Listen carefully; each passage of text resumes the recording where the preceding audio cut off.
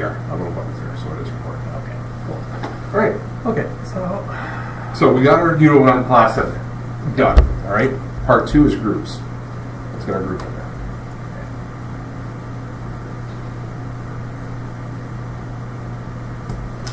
all right, so we go to... Right click on part group. Oh, I see. Okay. Open with. Okay.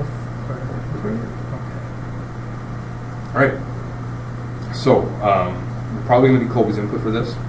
Okay. Assuming commission he's going to want to put in here. Maybe some of the bills too for finance side. Okay.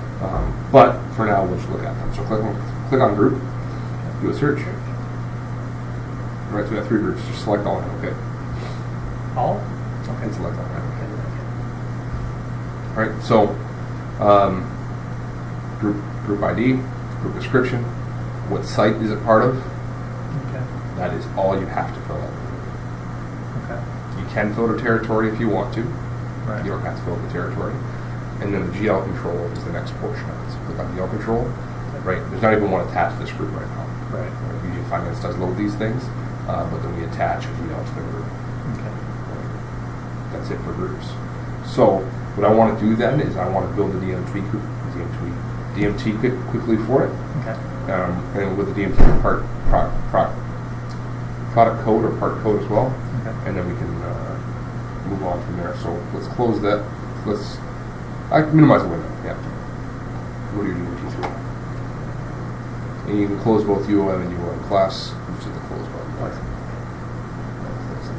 And then in there, just type in product group.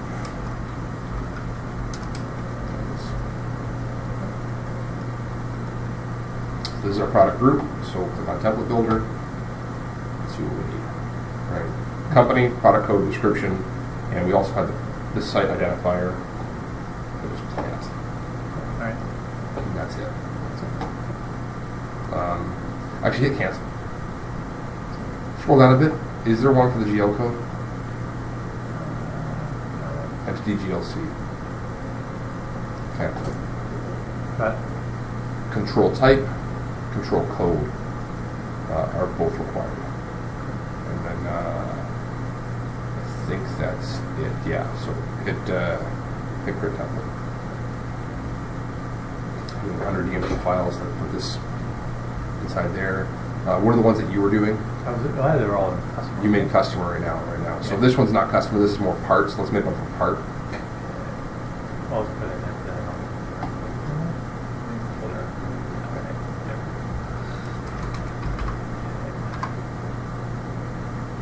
So with that, let's save this one as product group.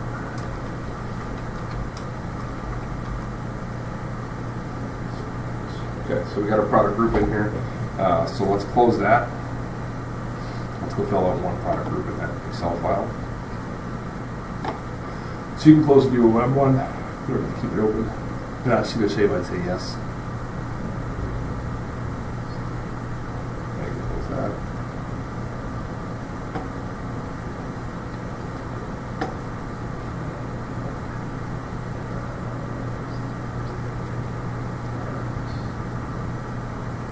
Drop that down, all files. All right. Kind of funny how to do that. All right. So those 2 codes are at the end. That's a finance thing. We'll have to talk to Neil to get those filled in. But the first codes we can do ourselves. Product code. So what's our code going to be, right? So let's go look at the ones that we already have set up. Let's jump back into core product group maintenance.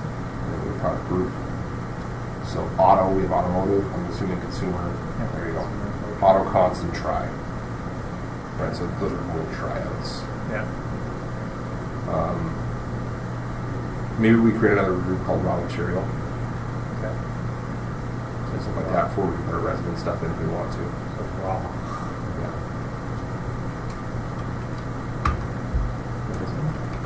Yeah. Do raw material because packaging. Oh, right.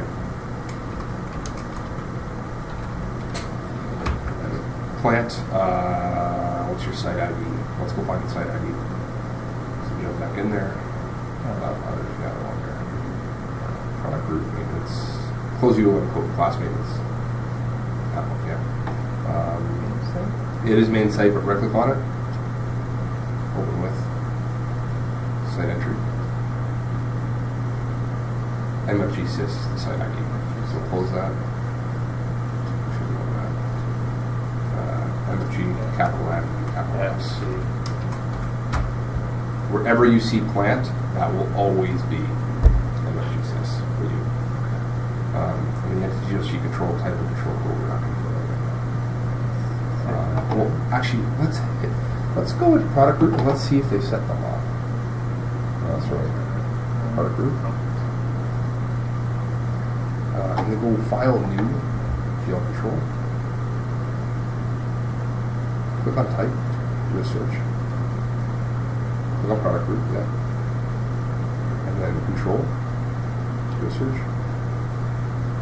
Yeah, no control codes here. And so, right click on type, the actual word, product groups, right? Right click, open with, GL type entry, yeah. I just want to see what it's called. It's actually called product group. Okay, so you can copy product group, and that's our type. So we just don't have the classes yet, the codes. So you can close that, close this. Minimize this. Now, so the control type, just dump in product group there. We just gotta wait for the controls. So just hit paste. The A. Oh, jeez. Yeah, there we go. Right, so we show the code to come through, and if the code, we can load that. Yes.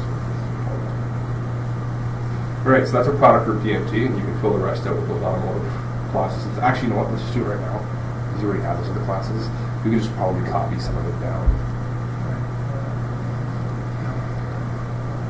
I think you close product group by accident. You can trust the whole group to be open.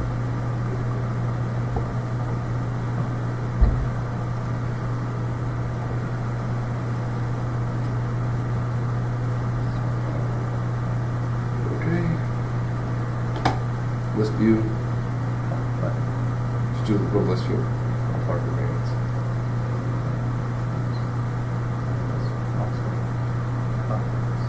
Right click on it.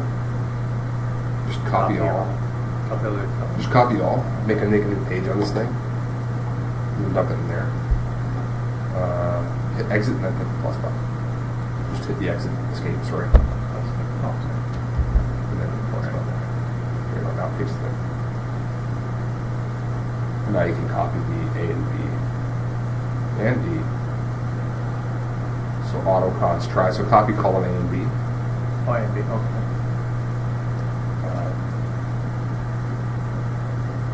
Just A and B, not even C. Well, I think you can see this.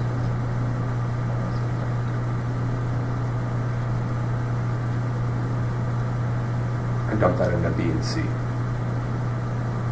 Oh. Right, because Right. A is Right. not covered. Yeah, so you just click the page and one page. There you go. And then you can copy GSys down and product group down. So select them both and then use that drag and drop down. Right, so you can select both of them to do it. Oh, I see, right. Right, so you can select both, drag and drop down. There you go. And you don't have to copy cells because it automatically does it with those. Oh, I see. It's only when there's a number sequence. So let's do it with the 200 and you'll see right away. Drag that one down. Oh, it didn't. So select 200 and then hit the square and then drag it down. Not hit the little square, corner. Drag 200, hit the little square at the corner. Little tiny square at this corner. Oh, Bottom, yeah. And then drop it down and then drag it all the way down. Oh, I see, so it highlights. Yeah. Oh. Right, highlights and it copies like that properly, but sometimes it'll sequence and that's when you click the button. Oh, You okay. can copy that. All right. So let's save on this. So these will be our product groups for now. So since there were already product codes already in there, so if you have to, so if you add a new product group, you can't just add it separately upon the existing you have to recreate each. No, so like you could add a new one on DMT straight from DMT. Like you can add new ones. But what happens is when we're looking at these product codes that are already in there, this is the test database. Right. So they're not going to be in there in pilot, which is why we're adding them all to your DMT. Right. So when we go pilot, we have to have everything in it. Right.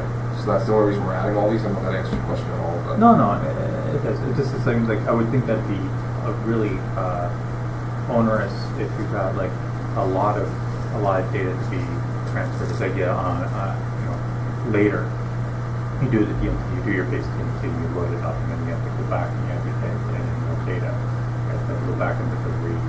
Yeah, if you have a lot of information you have to add, but you're only modifying a little bit, sometimes it is better just to manually modify it and set it up core. Right.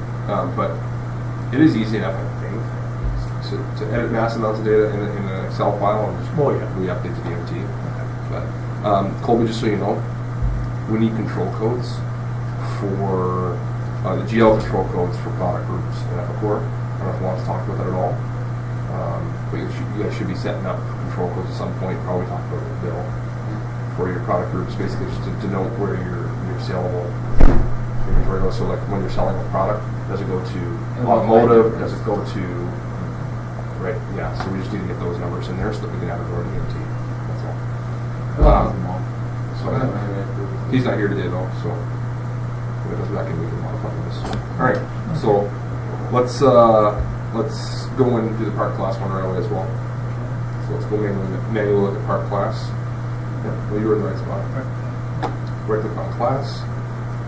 Oh, I'm in class? No, close down. Oh, right, class. Right. Open with part class. Yeah.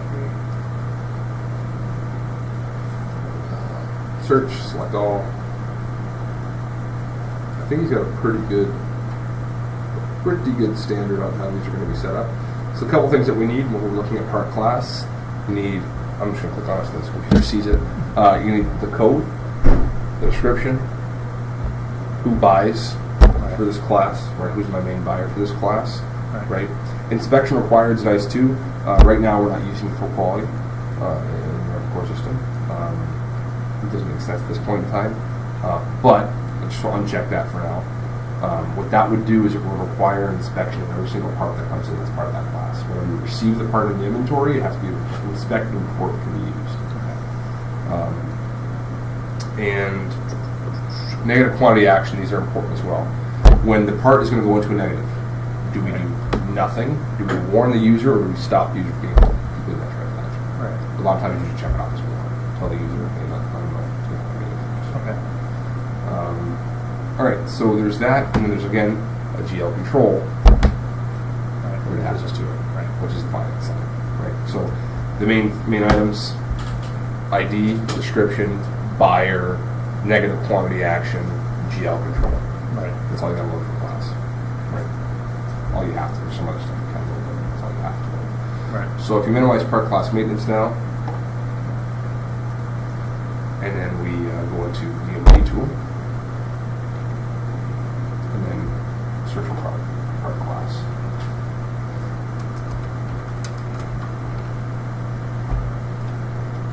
Build a template for this. It's already checked off company class ID and description. Check off buyer ID at the top as well. So we fill that out. Let's scroll down a bit.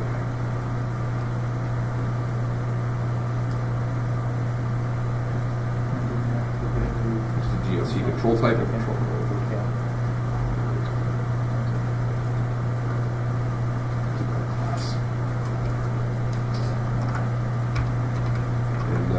It's funny because now that we have a part class, what we're selecting a buyer, which means that now we have to go over, even though it's not part of our customer side, we have to make sure our buyers are set up first, right? So that's actually the next thing we have to set up is buyer as well, because that's got to be set up before part class can move over to these buyers. Right. Right, because you got to order everything in the right sequence. Right. And if we're building these playlists, I want to make sure we can build the playlists in the right sequence as well. Okay. So, all right, so you got class there now. Let's add one class manually, and let's go set up a buyer template as well. All right, so let's go to our DMT. Open up that class. All right.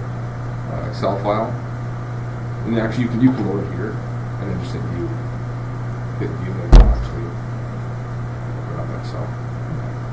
All right, so company 200. Let's just copy the class ID we currently have in here. So we go through Epicor. We go to part class maintenance. Go through list view. Same thing we did before, right? All right. And just copy it all. Do give me a copy? Right click on it. Copy all. Right. And I paste it into another secondary page.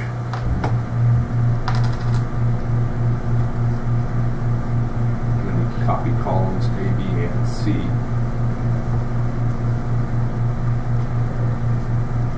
And then go back to part class and paste it into B, C, and D.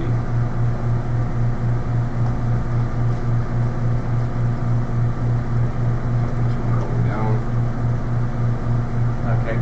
You could, you have to run through. Better. Yeah.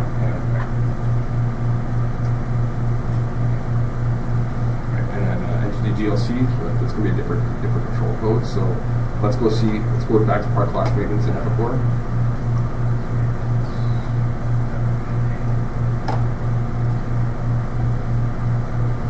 And let's go to GL control and then file new GL control.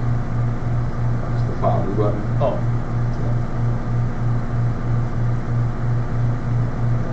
Click on type. There should be a part class type. There is, and it is just called part class. So hit OK. See if there's any actual controls behind it. So double click on it, and then click on control. Do a search. We do have one hydraulic oil. So we have one part class control. So that'll be under the hydraulic oil. So we'll actually fill that control code in for that one. So close that, and then hit undo on this one because we can't do it on this one. But for the hydraulic oil one, go look at GL control and see if it's actually loaded. It is. Okay. So part class is part class. Sorry, type. GL control type is part class. GL control is oil. Over here, back to the Excel sheet. Alright, so GL control type is part class all the way down, the whole entire column. Capital P, capital C, and a space in between. Double S. And then our for hydraulic oil, that one is capital OIL, capital way through. Oh. Okay, so after finance sets the rest of those, we can fill those all in. The one thing we are missing is the fact that the buyer ID on hydraulic oil is not filled. So I assume what happened is that on the finance side, Bill must have added one part class, hydraulic oil, and we never added that buyer for it. Okay. Right, so change it to house account. Perfect. Right, so save that. That's your part class DMT.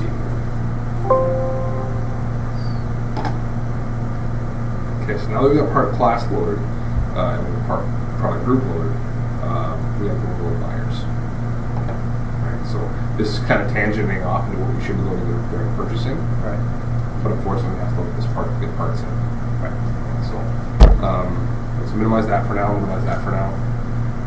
Actually, you know what? You can close that Excel file. Yeah.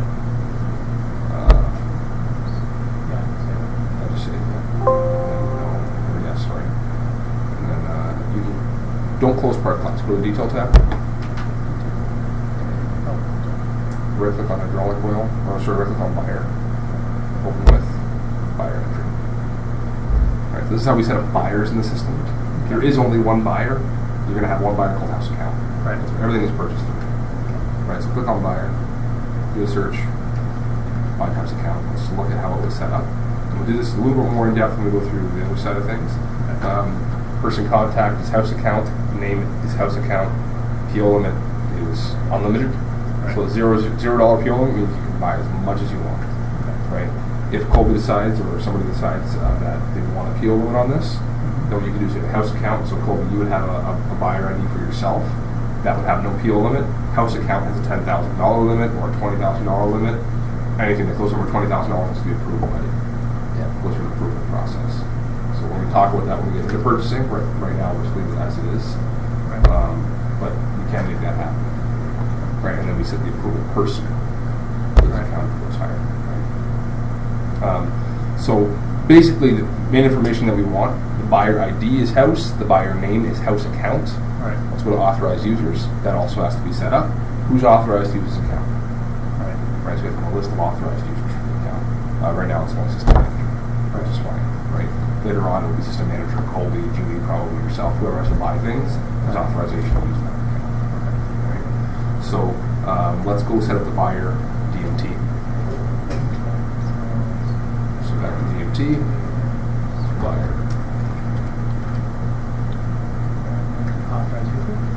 buyer first and then authorized user after. Right, so you can kind of start seeing how these puzzles kind of fall into play. Right. You have to load buyer, then buyer authorized user, and then you can load part class. We can load part class after GL controls have been loaded. Right, so these kind of like these staircases, these steps. Tetris. Yeah, it really is. It's a jigsaw puzzle. Okay, so approval person? Approval person, yeah. Right. Well, if you PL limit. if you want a PO limit, then there has to be an approval person. Right. If there is no PO limit, then there is no approval person. Yeah. Oh, that's right. So what you would do then, if there is an approval person on this list, you would the first person you load would be Colby. The first priority would be Colby, who has no approval person. Right. Right. And then everybody underneath that. But Colby won't be the primary buyer. He won't be, but he will be the approval person. Okay. Right. House account's the primary buyer, but he's the approval person. You have two buyers. One's Colby, one's the house account. Colby's loaded first with no approval, no PO limit. Yeah. House account's loaded second with PO limit of whatever X amount of dollars, and Colby's the approval person. That's what we look at. So if we want to, let's try it. Let's see what we can do here, and then I think that should be it. Yeah. Great time for it. Buyer? We may get rid of the headings for these. You know, we have one for part, one for customer. We may get rid of those headings. We can just call it operations load or just DMT loads. We have all one folder. Yeah. One big folder with all the DMTs you have to load. Right. Because we'll have the, and then we'll use a separate folder for all our playlists. Oh, right. Right, that's what we'll do.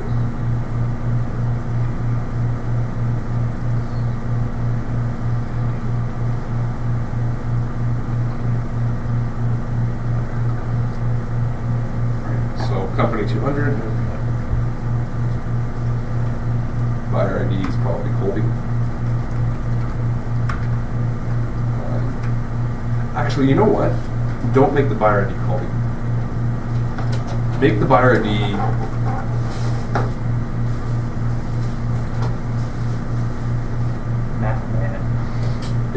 basically manager. Like we want a manager. MNGR. Or MGR, yeah. Caps though, I think we get more caps. I was thinking Matt, and it was Matt. MGR. Matt, Material manager. Yeah. Okay.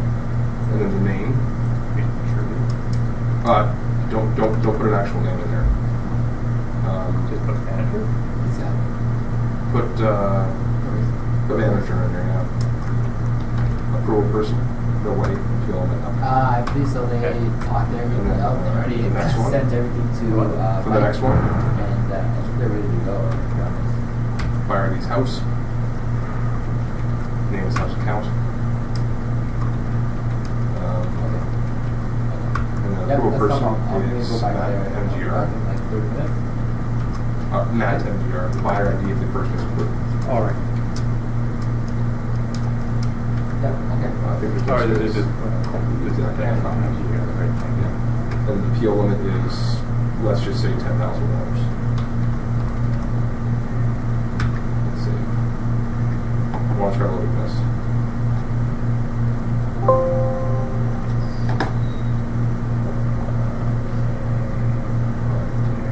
There, close the template builder. For whatever reason, when you close template builder, I don't know why it does that. On buyer source and the process and see if it lets you keep the approval person blank. That's what I'm worried about. Seem to work. So let's go back to buyer maintenance and Epicor and see if the new buyer's there. And if the approval person has been loaded for the buyer's wood detail, hit refresh. Let's see if the PO limit approval person is filled in. It has. Perfect. All right. So buyers work. Before we break for lunch, let's get the buyer authorized users in there, and then we'll stop the recording, and then we'll stop for lunch. Okay. So last things last, buyer authorized user. Okay. So let's create a template for that. So click template builder, and then this is really, really easy. Right? What do we name? Name? DCD user ID. Okay. That's it. And then is primary user, check that off as well. Okay, great template. This is buyer authorized user.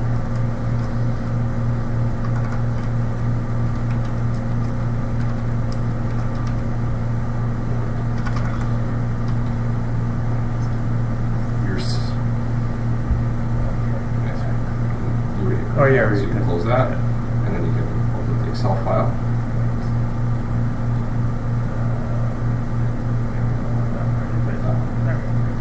can delete that completely lock.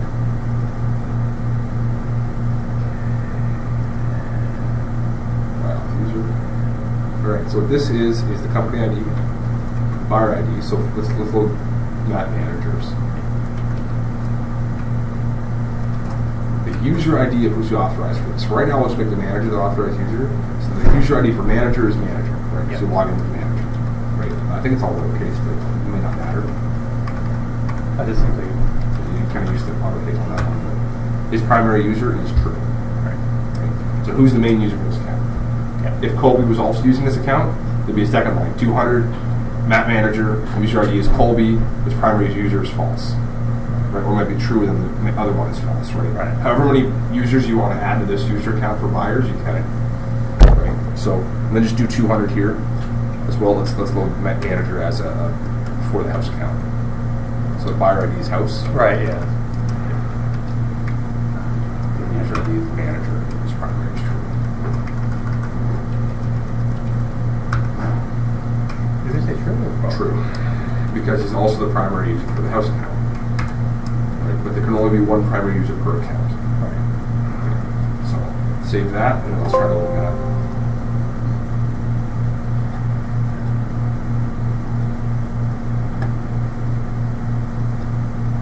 Good. Okay. All right. So we've loaded a lot, actually. Let's think here. Okay, yeah, I think we're pretty good there with loading. Hit save that video and see if that video actually worked.